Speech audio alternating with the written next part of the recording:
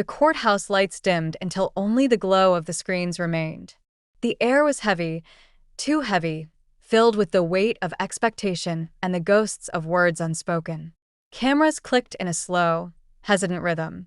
The crowd was hushed, every breath synchronized with the heartbeat of the nation. When the doors opened, two figures walked in. Wang Yiba first, face pale, shoulders squared, eyes burning with something no one had seen before. Then Xiao Zhan, calm on the outside, but trembling beneath the calm like a storm disguised as still water. They took their seats, side by side, as the world outside pressed its face against every window of the Supreme Court. The judge lifted her gaze, tired yet curious. "You both asked to speak today," she said. "Against the advice of your counsel." "Why?" Iba's voice cracked through the silence. "Because the truth is heavier than guilt." Gasps rippled through the hall. Journalists froze, pens dangling midair. Even the rain outside seemed to halt, as though the sky itself needed to listen. Jean glanced at Iba. His eyes were glassy, reflecting the courtroom lights. "We've carried this long enough," he said. "If we don't speak, Menglong's soul will never rest." The murmurs grew into a low thunder. The judge leaned forward. "Then speak." Iba took a breath that shook through his frame. "We were there that night." And the room broke. Every whisper, every click of a camera, every flash of light erupted like a storm. Security guards moved to quiet the chaos, but the truth had already landed, and it was louder than thunder. Iba continued, voice trembling but clear. "We didn't kill him, but we helped build the lie that killed the truth." A journalist dropped her pen. Another stood without realizing it, whispering to the colleague beside her. They were there, the investigator from the earlier hearings, the one with the rain-damp coat and the relentless eyes, Rose. "Explain," she demanded. "Explain what you mean." Jean nodded slowly, eyes on the floor. "We were part of the production team shooting that night. Menglong called us, said he wanted to film one final message, something personal. He said it had to look real, raw, unfiltered. He wanted to fake a confession," Iba added softly. "Something symbolic. But the production took a turn we didn't understand until it was too late." The courtroom fell still again. Every ear strained. "He recorded for 3 hours straight," Jean said, his voice gaining weight. "Then something went wrong. He collapsed. We thought it was exhaustion. The director said keep rolling. Menglong wanted realism, that's what we told ourselves. But when we realized he wasn't breathing," he stopped, voice breaking. The investigator's pen slipped from her fingers. The judge leaned back, pale. "You're saying—" "Yes," Iba interrupted. "We didn't know he was already gone. The fall, the footage, it was part of a reenactment shot after we thought he'd fainted. We thought he'd wake up." Jean pressed his palms together, knuckles white. "When we saw him fall, it was supposed to be staged. A harness. A stunt double. But the switch was never made. The footage we all saw wasn't a film scene. It was real." For a long moment, no one spoke. The sound that followed was not human. A collective gasp, a choked cry, a wave of disbelief that rippled through the crowd like a living thing. The judge whispered, "You filmed his death?" Iba lowered his head. "We filmed his truth." Then the investigator stepped forward, voice sharp but trembling. "And you kept silent." Jean's voice was barely audible. "We were told to. We were told it was an accident, that if the footage leaked, the world would blame us. So we buried it until now." The lights flickered, a cruel coincidence. The projection screen behind them came to life, revealing the evidence, grainy, cold footage of that night. Menglong appeared, standing near the balcony rail, the camera shaking in the wind. His voice, tired but steady, filled the courtroom. "If I don't make it past this night, promise me you'll let the truth out. Not for my name, but for my peace." The audience shuddered. Even the journalists stopped writing. Then came the fall. The camera caught a single second of weightlessness, a blur of motion, then static. Every person watching felt the air rush from their lungs. The reenactment lights brightened. The video replayed again, this time slowed, each second stretched into agony. The audience could see Iba and Jean in the background, running, screaming his name. They could see the horror dawning on their faces as they realized the scene was not staged. When the screen went dark, the silence was unbearable. The judge's voice cracked. "Why now?" "Because he left a message," Iba said. "We found it inside the raw footage." A whisper between frames. Jean reached into his pocket, producing a small chip sealed in evidence plastic. He hid it there, encoded in the film. It took months to find. The investigator inserted the chip into the projector. A flicker. A pause. Then Menglong's face filled the screen again, this time softer, smiling faintly, lit only by candlelight. "If this reaches you, my friends, know that I forgive you. I know you tried to save me. The real crime is silence. Don't let them own our story." His eyes seemed to look through the screen, through the centuries, straight into every watching soul. The recording ended with a flash of static and a single line of text: "Truth lives after time." The courtroom was a sea of trembling hands and muffled sobs. The judge leaned forward, her voice soft but unyielding. "You understand what this means. You are admitting complicity in concealing evidence." Jean nodded. Yes. "But we're also confessing to protect his name. We can't carry this lie any longer." Iba's eyes glistened with tears. "We failed him once. We won't fail him twice." The judge turned to the gallery. "Then let history decide if your confession is guilt or redemption." Outside, crowds had gathered. Thousands stood in the rain, watching the courtroom feed on giant screens, candles flickering like stars across the wet pavement.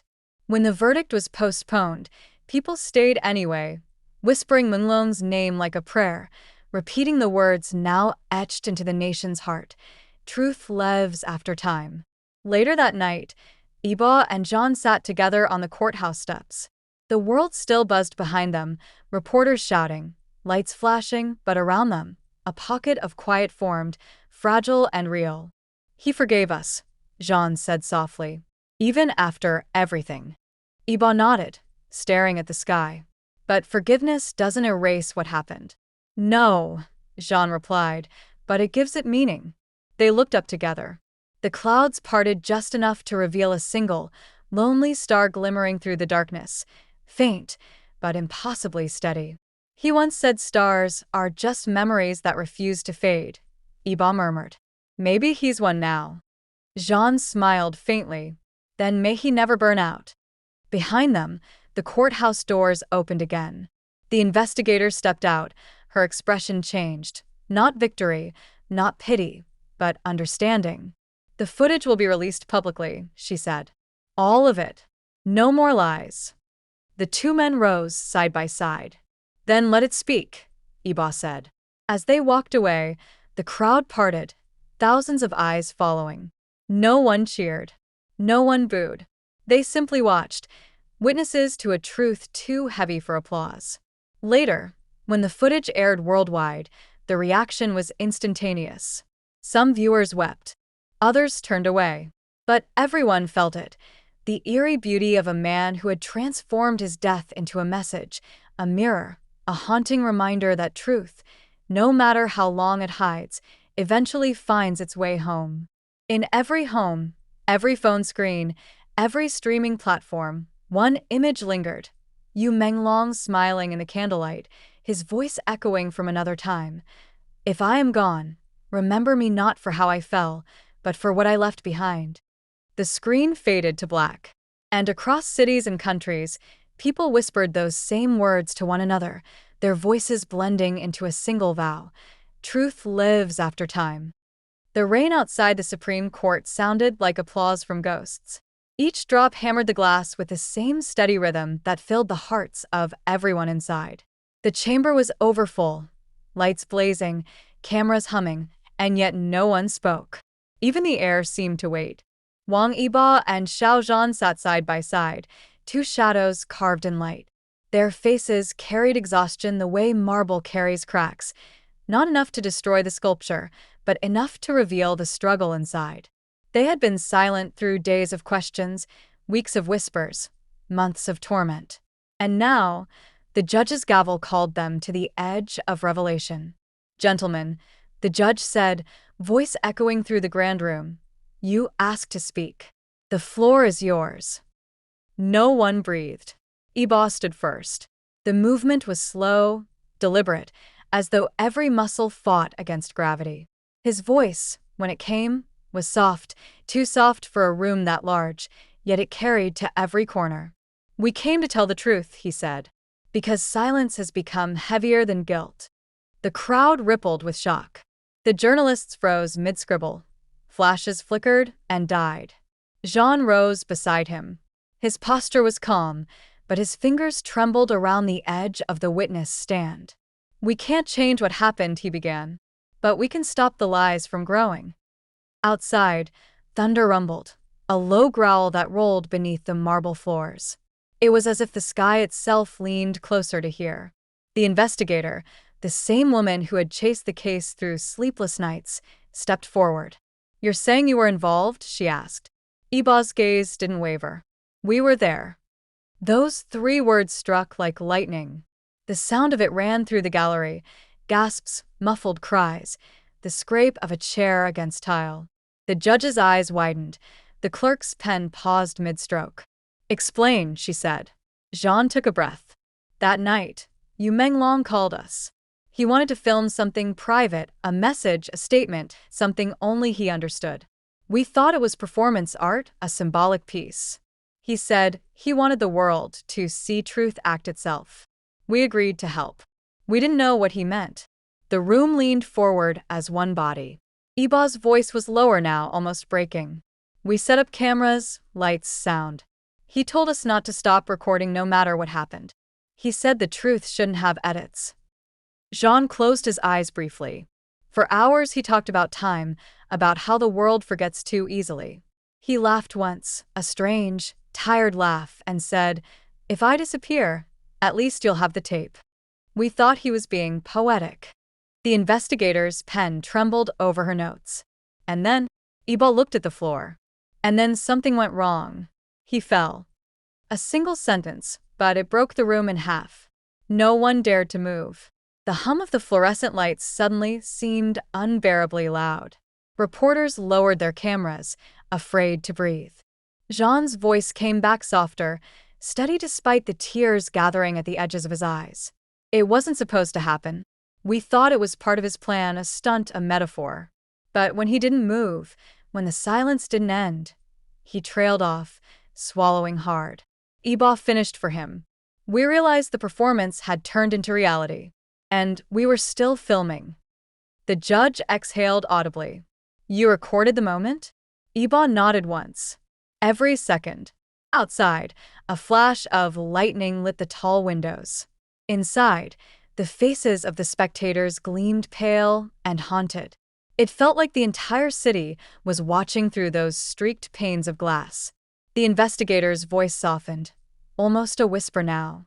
"And why come forward now?" Jean's answer was immediate. "Because we found what he left for us." He reached into his pocket and held up a small drive, its metallic surface glinting beneath the courtroom lights. He hid a message in the footage. A frame so quick no one would notice. A single sentence that changes everything. What did it say? Jean's throat tightened. It said, "Forgive them, they didn't know it was real." For a moment, the words hovered in the air, luminous, untouchable. Then the crowd broke again, not with noise, but with emotion. Tears, gasps, hands covering mouths. The sound of human grief filled every corner. Eba leaned forward on the stand, voice low. "We came here not to clear ourselves, but to set him free." The world painted him as a tragedy. But he was more than that. He turned truth into a final act, and we were only the witnesses who didn't understand the script. The judge's hand trembled slightly as she adjusted her glasses. "You realize the magnitude of what you're admitting?" "Yes," Jean said.